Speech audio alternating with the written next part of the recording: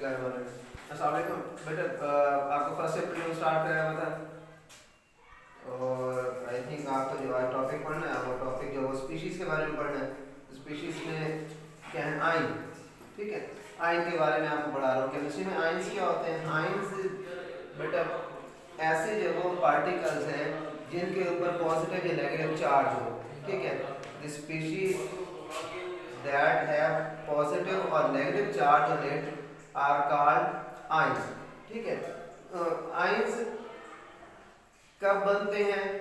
Ions जब कोई भी एटम इलेक्ट्रॉन या तो खारिज कर देता है या फिर जज्ब कर देता है तो उसके ऊपर पॉजिटिव या नेगेटिव चार्ज आ जाता है, और ऐसे चार्जदार ज़रे को हम क्या कहते हैं? आयन कहते हैं, ठीक है।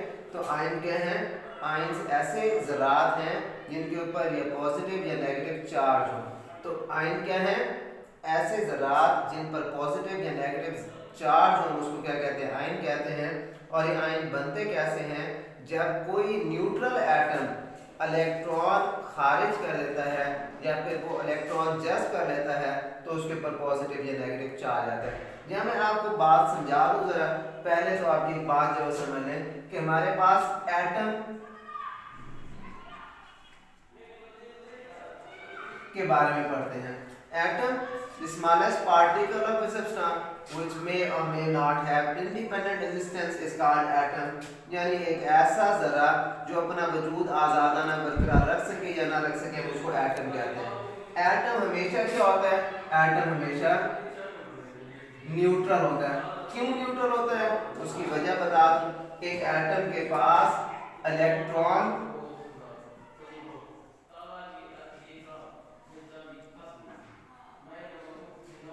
प्रोटॉन और न्यूट्रॉन होते हैं। इलेक्ट्रॉन के ऊपर नेगेटिव चार्ज होता है, प्रोटॉन के ऊपर पॉजिटिव चार्ज होता है और न्यूट्रॉन के ऊपर कोई चार्ज नहीं होता। फिर उसके बाद number of electron is equal to number of proton. तादाद इनकी बराबर होती है, लिहाजा जितना नेगेटिव चार्ज होता है उतना ही पॉजिटिव चार्ज वो एक दूसरे को कैंसिल कर देते हैं, लिहाजा एक एटम क्या होता है? न्यूट्रल होता है। फिर उसके बाद एक एटम के जो है दो हिस्से होते हैं, एक उसका न्यूक्लियस होता है और एक उसका शेल या मदार होते हैं। इलेक्ट्रॉन मदारों में घूमते रहते हैं और प्रोटॉन और न्यूट्रॉन मरकज़ा के अंदर होते हैं। अब एक एटम आयन कैसे बनता है? जब एटम अपने आखिरी मदार को मुकम्मल करने के लिए इलेक्ट्रॉन खारिज या जज्ब करता है तो वो क्या बन जाता है?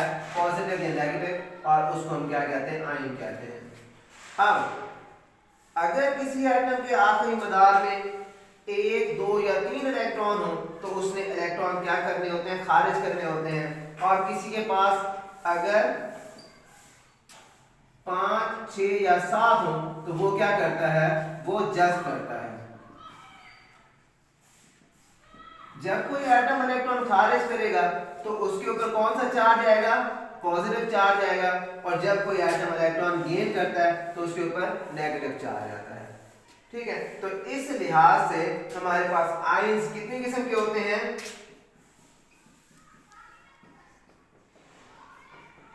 Number 1 positive, number 2 negative. Positive ion क्या होता है?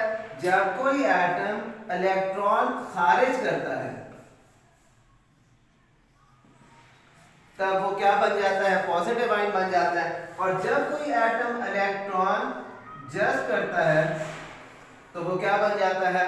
एक नेगेटिव आयन बनता है। मिसाल, सोडियम एक इलेक्ट्रॉन खारिज कर सकता है इसीलिए इसके ऊपर पॉजिटिव 1 चार्ज होगा, और क्लोरीन एक इलेक्ट्रॉन जज्ब कर सकता है तो इसके ऊपर नेगेटिव चार्ज होगा।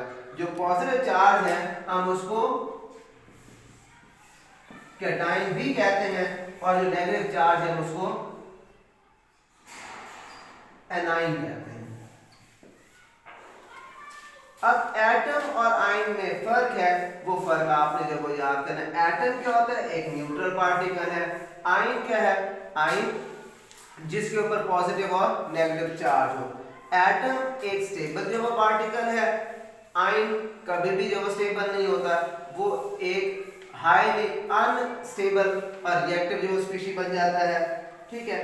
और उसके बाद किसी एलिमेंट का छोटे छोटा पार्टिकल क्या होता है, एटम होता है, और आयन क्या है, आयन किसी आयनिक कंपाउंड के जो वो पार्टिकल होते हैं उसके जो वो, और उसके बाद जी आप जो वो जानते हैं।